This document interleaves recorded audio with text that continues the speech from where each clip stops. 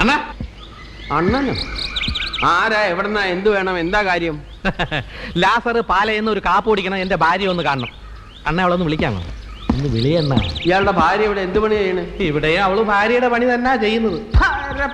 പോക്കിരിത്തരം പറയുന്നോടാ. കാണിക്കല്ലേ, വല്ലവന്റെ ഭാര്യ ഒളിച്ചു താമസിക്കുന്നതാണോ പോക്കത്തരം? ഇവിടത്തെ കൊച്ചുമായലെ ഭാര്യയും കൊച്ചുമായിട്ട് താമസിക്കുന്നത് എന്റെ ഭാര്യയും കൊച്ചുവാ. സാറേ, ജയമോളെ ഓടി വരണേ.